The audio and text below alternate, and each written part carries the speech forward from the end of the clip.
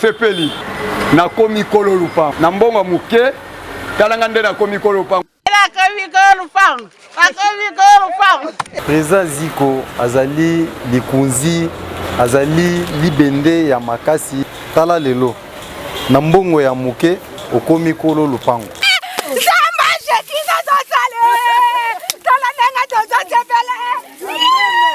Asepeli makasi pona président Ziko tala ngai moto moto président wa mota mutawewa melelo na komi kolo lupango. Nanga lobela ma président Ziko merci na epona apesa biso mota crédit do sepela président Ziko c'est Zaza asa la teka ba bien. Merci na sepeli na président Ziko tous les chauffeurs là na magazine au sala bien. Nakomi kolo lupango yope koma kolo lupango balobi solution ezakaka epaya balobi les facilitateurs na bengaka ye présence comme Mukanga makila lumumba mukolo Congo monsieur bikabakaba eza oya bino magazine ZM Mag oye pesa maka na mwana mboka James Bomega le soldat du présence comme Mukanga naza ko insister yango alors toza on a lelo pona to rendre bino to rendre bino événement oyo net vraiment bino pe bozaki na isika yango wana magazine biso lelo toko solo la makambo etali inauguration ya meilleur bureau balobi le bureau le plus beau en Afrique et puis précisément na Congo bureau du quartier le plus beau oyo mwana mboka Ziko Mukanga auti kotia pona profit ya bana ya Munga Fula pona bana quartier Mukanga 3 oyo zwami na commune ya Munga Fula nde tokolobela bino pendant magazine biso ZM Mag magazine yango toujours nde boyebe ezalaka na osenga na mwana mboka bienvenue ça si pe Samson via bo pesa ngai na noa publicité na biso bongo tozonga na sima to continuer magazine na biso. Mwana ya Kongo koko makolo lupango na Kinshasa ezali lisusu likambo ya grave te grâce ya Ziko Mukanga. Awa na ba quartier Mukanga 1 na commune ya Selepe Mukanga 2 na commune ya Maluku koma kolo lupango na $1500 ya pamba. Opesi avance na yo ya $500 $1000 oyo kotikala futa yango malembe pendant 12 mois mobimba grâce ya président Ziko. Ebongo awa na commune ya Mongafula référence barricade awa koma kolo lupango à partir ya $2500 kino na $10,000 ya pamba ozwi lupango na yo ya 20/20 sifi ofuta avance ya $1000 ozwi lupango obandi kotonga pe lisusu oye kotikala okofuta yango na délai ya 12 mois mobimba veut dire une année. Mwana ya Congo koboya kofutela pe koluka kosomba lupango ezali avantage na ndenge ya defwa te na ba quartier nyoso oyo Mukanga 1 Mukanga 2 pe Mukanga 3 boyeba ke ba dépôt ya ciment ba dépôt ya mabaya ba dépôt ya ba barre de fer nyonso ezali pona ko faciliter ba construction na bino bongo pona opération comme patron Ziko Mukanga lobi ba moto ya depne ezali $1600 ya pamba ozwi moto na yo kasi avance ezali kaka ya $500 $1500 ya pamba ozwi moto na yo kasi avance ezali kaka ya $500 okofuta yango na délai ya 4 mois malembe bongo pona ba bus Mercedes Force ya sika noko na ngai pesa kaka avance ya $10,000 ozwi bus na yo okomi patron kasi bus ezali kotekama na $30,000 ya pamba ba moto ya 3 pneus $4,500 opesi avance ya $2,000 ozwi moto otiki chômage. Mwana ya Congo, badresse na biso, avenue Victoire, numéro 42, deuxième niveau ya galerie Efra na quartier Kauka na commune ya Kalamu, référence Are Mabaya, ozali mobimba o yebela. Voilà, to moni magazine bino ndenge boyebi publicité na bino ya Ziko Mukanga koma kolo lupango bomoni lolengeni ni congolais okoyi kokoma kolo lupango to okoyi kokoma patron mwana mboka Ziko Mukanga asali aseke congolais nyoso alongwa locataire akoma kolo lupango ndeka na loba na ebandeli lelo magazine na biso eza spécialement na etali inauguration ya quartier Mukanga 3 oyo swami na Munga Fula balobi na nzela Rogarde rocarde eza nzela oyo ewiti na mitendi ekobima na bon matete rocarde eza nzela oyo ewiti mitendi okobima na quartier 1 rocarde eza nzela oyo ewiti mitendi okoki mpe kobima na niveau ya aéroport ya Ndili na quartier na Buma donc okoki kokende Congo central toujours na nzela oyo tobengi rocarde oyo mokonzi ya mboka toza kokumisa ebele Fati Beton ayebaki kotia na profit ya bakongolais nyonso mpona bazwa facilité ya circulation na kati ya ville ya Kinshasa. Voilà, tolobaki toza na inauguration ya quartier Mukanga 3 oyo mwana mboka siko Mukanga lobaki eza lelo le 3 mars. Alors na lingi na tika nzela na bienvenue ça s'appelle Samson Via de tozo beta solo inauguration obanda déjà na mot ya circonstance ya mwana mboka balobi Adem James Muswa ya makamyo se banda epai na ye Adem James Muswa ya l'homme de stylo à main moto moko mayele ebele toujours na mopanzi ya présence ko Mukanga bienvenue ça si tozwa mot ya circonstance ya Adem James Muswa ya c'est parti. Monsieur le substitut du procureur de la République du parquet près TGI Gombe, Monsieur le commandant district de Lupunga, Mesdames, Messieurs, distingués invités, honneur de prendre la parole ce jour, mardi 3 mars 2026, à l'occasion de l'inauguration du bâtiment devant abriter les nouveaux quartiers dénommés Mukanga 3. Avant toute chose, permettez-moi de partager avec vous, cher public, cette profonde pensée d'un auteur classique français au nom de François Despont de Salic, qui aimait tant dire, celui qui taille les colonnes ou qui élève un côté des bâtiments n'est que mensonge. Mais celui qui a la pensée de tout l'édifice et qui a toutes les portions dans sa tête est le seul architecte. Cette pensée prend tout son sens aujourd'hui, car lorsque nous allons sillonner avec vous, regarder les beaux bâtiments qui nous est construits pour permettre aux agents de l'État de travailler dans les meilleures conditions et être au service de la population, vous verrez que de murs peints en couleur du drapeau national, vous verrez des fenêtres, vous verrez des portes, vous verrez la toiture en rouge, vous verrez des espaces réservés au chef du quartier et son adjoint, vous verrez des espaces réservés à leurs collaborateurs, mais pourtant, il se cacherait quelque chose de plus grand qu'un simple bâtiment que j'appelle Optica. Que l'on ne peut pas parler de vision sans visionnaire. Pour qu'une vision soit vision, laissez-moi d'abord vous dire que ce n'est pas un mot, la vision n'est pas un slogan, la vision n'est pas une affiche accrochée au mur, mais la vision est quelque chose qui naît dans l'esprit d'un homme capable de voir ce que les autres ne voient pas. Avant qu'il y ait un grand projet, il y a toujours une personne qui l'a imaginé. Avant qu'il y ait un grand bâtiment, comme nous allons l'inaugurer à ce jour, il y a toujours un esprit qui l'a conçu. Aujourd'hui, nous pouvons dire avec fierté que la vision a un corps, la vision a un beau visage, la vision a une très belle voix et a un nom. C'est Mukanga Oyombo Ziko. La vision de Mukanga Oyombo Ziko s'explique par la vente des motos à crédit, des bis à crédit et des parcelles de 25 mètres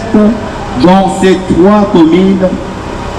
c'est les Maluku Mikao et Mongafula vers la Rocade où nous sommes présentement. Vendre des motos, ce n'est pas seulement faciliter les transports, c'est offrir la chance à un parent, c'est offrir la chance à un jeune de travailler, de nourrir sa famille et de participer à l'économie du pays. Vendre le bis à crédit, ce n'est pas seulement renforcer le secteur des transports, mais aussi créer des emplois et diminuer sensiblement le taux de chômage. Proposer des parcelles de 20 sur 20 à nos frères et sœurs congolais, c'est investir dans la dignité humaine en permettant à chacun d'entre nous d'espérer devenir bailleurs et de vivre sans écoute de la chanson les 27 et 28 locataires à l'Otaka pour le Pango. Messieurs les bourgmestres, distingués invités, à vos titres et qualités respectifs, il est souvent rare, mais aussi admirable, de voir qu'un simple citoyen prendre l'initiative de construire un beau bâtiment comme celui-ci destiné à servir la population. Un tel acte mérite respect,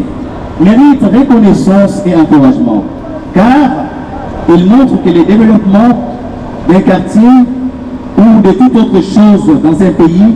ne dépend pas seulement des autorités, mais aussi de la contribution de tout un chacun. La dénomination du quartier au nom de Mukanga Oyombo Zico n'est pas seulement un honneur personnel, mais aussi un message adressé à notre société, celui d'encourager le patriotisme. C'est dans cette perspective que nous aurons l'honneur et le privilège. Voilà, Tolandi Adem James Moussoya, balobi l'homme de stylo Ahmed, Oyoki no Kotonde et Komaniola na Monoko. Vraiment, Bandeko Bozalai Komona, Eza Penza Oyabino. Alors, on a aussi Kabino Bandeko, Bolanda Sikoyo, intégralité. Il y a quelques. Bolanda vraiment, Maloba, ton message Oyo. Moi, Namboka Ziko Mukanga, Azaki, Nambo, Tolanda, Nambo, comment tout ça va, tout continuer magazine. Bonjour à tout le monde. Merci. Na présence ya moko na bino na kati na esika oyo mukolo mwa lelo tozali na esengo mpona koyamba mapaya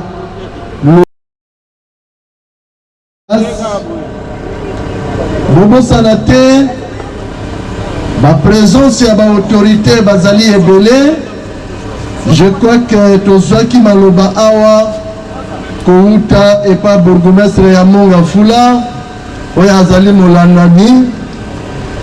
Tozwaki pe maloba bomonaki pe bourgmestre na biso oyo ya Barumbu oyo aza kati na biso. Me nakosenga pe na bourgmestre na biso molandani oyo ya commune ya Gombe oyo azali kati na biso. Mama soki akoki na kotelema muke population bamonake bourgmestre ya Gombe ye wana azali wana bokobetela ye mpe maboko na kati na esika oyo. Tozali na baautorité ebele, tozali na présence ya colonel na biso ya Monga Fula oyo azali kokaba mapiga. Mo colonel ya district ya Monga Fula soki azali wana akoki na kotelema na fiske population bakoka na komona ye. Bandeko nyonso baautorité bozali ebele. Je crois que tobandi mwa molulu na biso na mwa retard bokolimbisa muke parce que namoni ke bozali penza etuluku soki tolobi ete toprésente bango nyonso ekozwa ngonga mwa ebele. Tomoni baapôtre Bova aza wana, bandeko penza bazali ebele. Natondi bino matondi mpona kose sakrifie mpona ke boya kozala na biso elongo na kati na molulu ya mokolo mwa lelo. Nabengami na kombo ya Mukanga Oyombo Zico, nazali mwana mboka congolais oyo balobi de père et de mère. Nazali moko oyo tozali kobunda mpona baaktivité sociale. Mokolo mwa lelo nakozala mpenza na mokuse mpona bandeko bakoka na kodécouvrir bayeba na mozindo Zico Mukanga awuti wapi pe asalaka pe nini. Ya liboso nazali komona pe délégation na biso ya barobo bayo bozali awa bamotocycliste robo moyebetela bino moko maboko mpona présence na bino pe na bamotocycliste mosusu bazali pe awa. kopresente bamotocycliste ezali elembo ya kolakisa ete président Ziko auti na monde ya moto. Président Ziko azali motocycliste. Na histoire ya Ziko Mukanga na banda kokumba moto depuis 2005. Président Ziko azali initiateur ya transport ya moto na ville ya Kinshasa, c'est-à-dire mutu oyo abanda na moto transport ya moto na Kinshasa depuis 2005 na commune ya Masina esika babengi na Bekatef. Ezali histoire esengeli bato mpe bayeba yango. Na nsima ya kobanda moto lelo nabengami na kati na association oyo nazali kokamba oyo ebengami Association nationale des initiateurs et propriétaires de taxi moto du Congo oyo tozali kobenga na mokuse ANIPTMC oyo président Ziko azali président national. Nazali mokambi oyo nazali na mikanda nyonso ya l'État oyo babengi personnalité juridique. Kombo ya Ziko Mukanga ezali publié na journal officiel ya mboka na biso lokola numéro 1 ya bamotocycliste. Lelo oyo association ekoti na baprovince ebele oyo président Ziko asi a installé na plus de 16 provinces oyo association ezali déjà ya kofanda. Président Ziko abanda ba social na ye ngonga mulai toko rappeler pe ko informer ba oba lelo. Président Ziko abanda moto na 2005 lelo oyo na ville ya Kinshasa tozali na plus de 500,000 motards bao bazali kokumba moto na idée oyo tobandaka na yango. Na nsima ya kobanda moto président Ziko abandaka na baaction sociale ebele depuis 2014. Action ya liboso président Ziko asala na sala formation ya bana basi bamama ebele oyo babengi bafille mère. Natangisa bango koyeba kotonga bamashine ya coudre. Lelo bato oyo napesa bamashine ya coudre bana basi tozali na plus de 400 maman oyo président Ziko apesa bamashine ya coudre na opération na tobengisa yango opération yeba musala. Na nsima ya opération yeba musala président Ziko alasaki opération Komakolo Lopangu depuis 2019. Président Ziko alasaki opération Komakolo Lopango depuis 2019 kino lelo kobanda samedi ya semaine passée président Ziko nakokisaki déjà 20,000 parcelles oyo bato basi bazwi na nzela ya président Ziko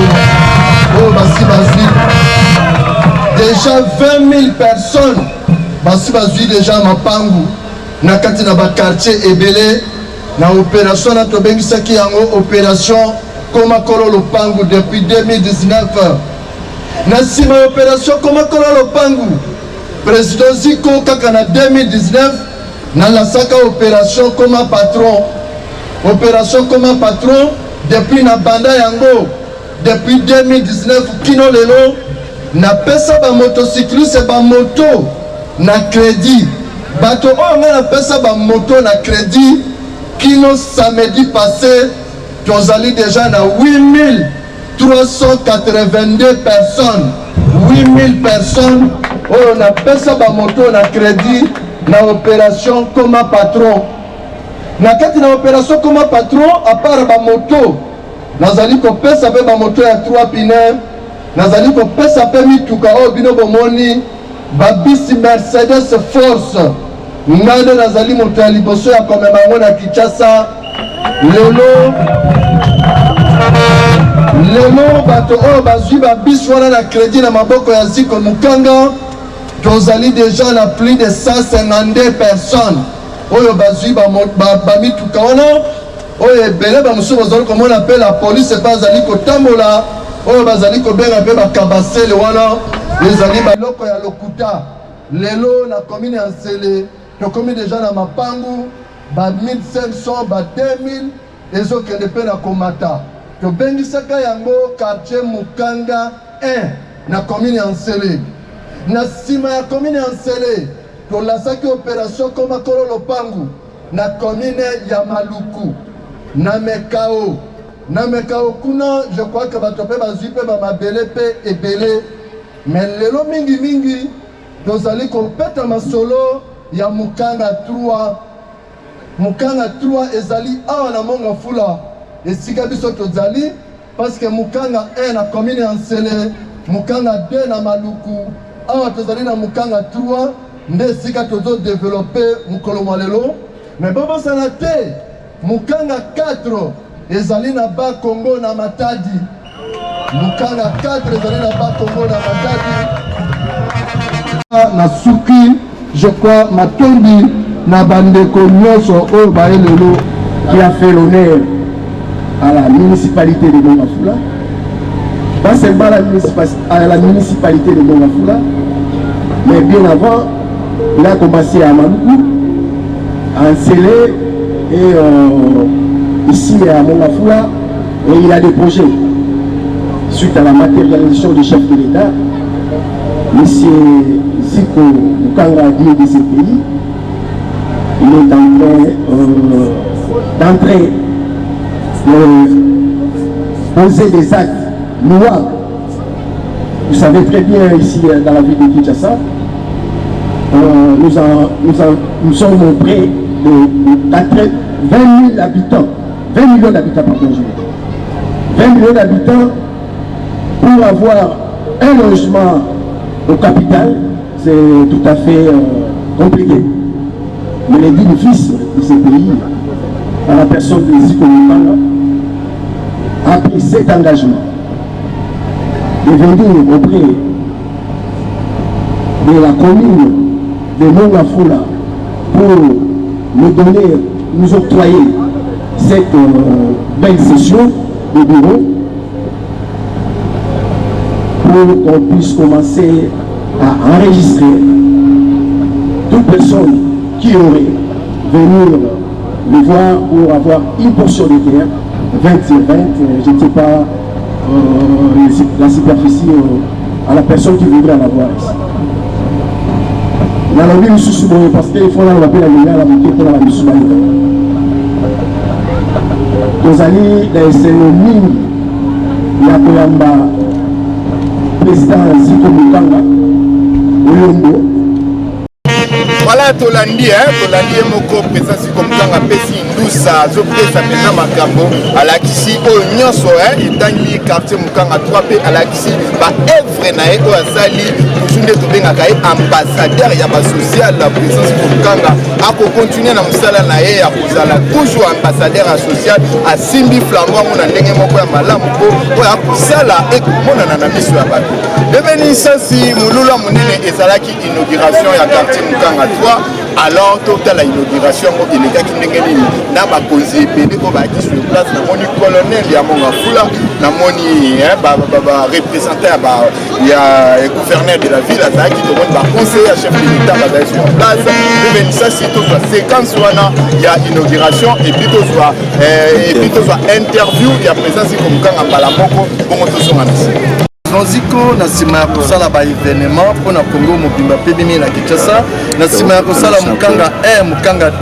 2 lelo tozana Mukanga 3 na sima ya kopesa ba motocycliste ba moto ba mituka na ba opération comme patron lelo ezali inauguration ya quartier Mukanga 3 na Monga Fula esika ba moni biso lelo ezalaki esengo ete bana ya Monga Fula bakokana kozwa pe bureau ya quartier ndebo moni ke président Ziko lelo abengisaki bato oyo ya ndenge na ndenge bomonaki ba délégation oyo bayaki ezali mpona ete bureau ya quartier Mukanga ekokana kozala ezali bureau oyo totongi yango juste ka mpona vision mpe mokonzi ya mboka Fachi Beto azali kosenga mikolo nyonso ete peuple congolais bazala malamu président Ziko mpe na kolanda vision ya mokonzi ya mboka Fachi Beto yango bomoni ete président Ziko atongi bureau ya quartier na bamoyen na biso moko ete bana nyonso ya Monga Fula pe bana nyonso oyo bakozala na baterrain na bango na kati na quartier Mukanga 3 bakokana kozala à tout moment à l'aise na makambo etala administration oyo ya bourgmestre pe ezala oyo ya commune ekoki kozala malamu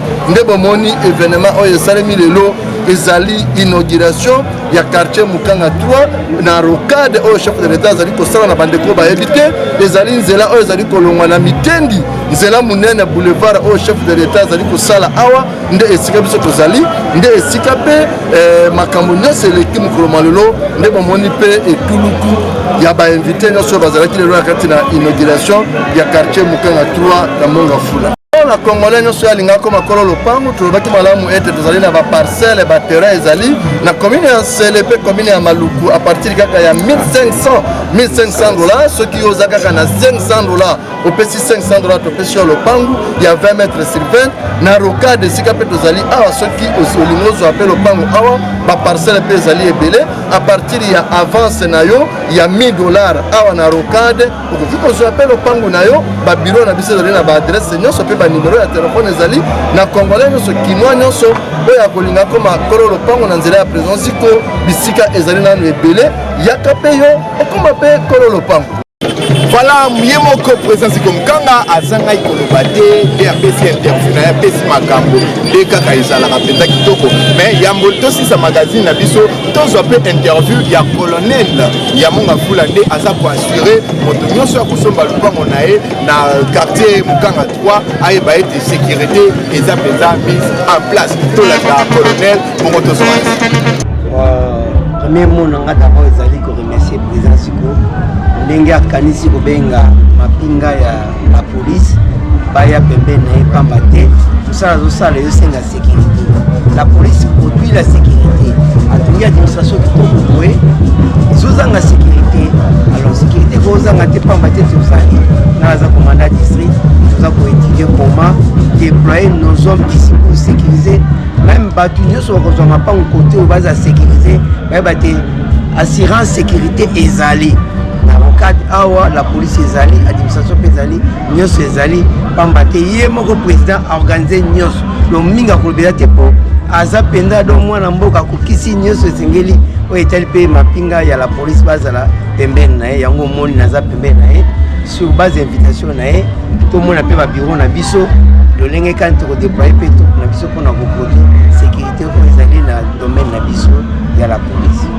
Voilà tolandi interview pona yo ndeko oyo tuni na ndenge nyonso moni otuni tuna to ndenge nini yo pe okoki kokoma kolo lopango epa ya présence komukanga eza simple pona bandeko oyo bazotuna mituna wana lopango epa présence komukanga eza na toza na baquartier déjà ya kosimba ya mbulfo kosimba toza na 3 quartier toza na quartier Mukanga 1 ezwami na Nsele quartier Mukanga 2 ezwami na Maluku na Nsele pe na Maluku so lingo koma kolo lopango bongo eza oyo kofuta eza $1500 te na bio ofuta nyonso te avance eza ya $500 $1000 etikali okomi kofuta yango ndambo panda inane okomi kolo lopango oui na lobi $1500 futa kaka $500 kaka ere ofuti $500 ozwi déjà lopango na yo soki okotoma nyonso kosala osali me obandi kofuta ndambo $1000 wana panda inane eza mpe na mapango ya $750 na Maluku mpe na Nsele o avance nango eza na $400 $350 etikali avance nango eza na $350 $400 etikali okomi kofuta yango ndambu panda inane mais awa place tozwami na Monga Fula na quartier Mukanga 3 mapango ebandi na $2500 avance ya $1000 $1500 etikali okomi kofuta yango ndambu panda inane toza mpe na mapango ya $5000 oyo avance nango eza na $2000 le reste otikala ofuti yango panda inane toza na mapango ya $10,000 wana eza juste na nzela donc ozwi ya $10,000 eza na cash mais kobosana te moto nyonso akolinga asomba mapango yeba ete soki osomba na cash réduction ezali soki omemi moto ya kosomba lopango oza mpe na mbongo na yo ya commission wana ifo boyeba yango malamu alors botuni biso mpona oyo etali bavisite oyo na bakartier na biso présence Komukanga apesi congolais nyonso nzela okoki kolinga oya kosomba te pe oya kovisite mpona oyo etali quartier Mukanga D na Maluku na Menkao visite eza chaque jeudi tokutanaka na Masina quartier 3 juste na arrêt de biso babengaka PMI na face romona église Saint du dernier jour biro eza wana chaque 8h na jeudi tozalaka wana tokutanaka wana oyo etali place oyo tozali na quartier Mukanga 3 na Monga Fula tokutanaka chaque mardi na liboso na hôpital à Cram na Pont Matete na hôpital à Cram wana na Pont Matete bamituka etelema wana na ba 8h pek bamituka mso etelemaka na deuxième entrée na deuxième triangle na entrée Mama Mobutu na cité vert mituka mso pe ezalaka wana to mpe okoki komona présence Mukanga na bureau national na ye oyo ezwami na commune ya Kalamu na avenue Victoire numéro 42 na kati ya immeuble oyo balobi galerie EFA référence eza arrêt Mabaya mais kobosana pete na présence Mukanga okoki kokoma patron azokomisa bato patron sopesa bamoto en crédit bamarque TVS oyo avance nango eza na $600 $1000 etikali okomi kofuta yango ndambu panda inane wana yo mpe babengi yo Kolo Lopango babengi yo mpe patron babengi yo patron voilà bienvenue ici merci na bandeko nyonso bolandi magazine oyo aussi vraiment libako ya kolanda yango topesi merci na ba oyo basali ete magazine oyo elanda mandeko tala yango kitoko na mafuta eza Samson via pe bienvenue ici le chasseur du manche bazaki wana vraiment na musala kitoko topesi ye moko longonya makasi présence Mukanga yende asali bomona biso na bandeko bozomona biso eza ye moko présence Mukanga toposante événement elekai vraiment munene wana tokomi na suka na elobeli eza oyo ya bino bomesa na ye balobi les soldats de présence Mukanga James Bomeka naza wana toujours tokomi na suka magazine na biso tolobaka nini présence Mukanga libende ya makasi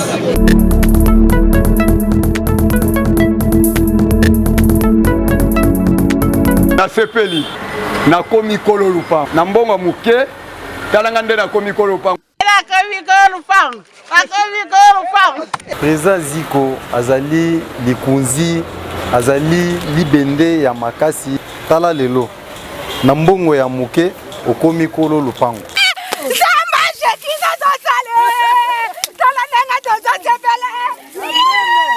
asepeli makasi mpona président Ziko tala ngai moto moto président ba mota mutawewa mais lelo nakomi Kolo Lupango ndenge nalobela ba président Ziko merci na ye mpona apesa biso ba mota crédit osepela président Ziko soki azaza asala keka ba bien merci na sepeli na président Ziko tous les chauffeurs là na magazine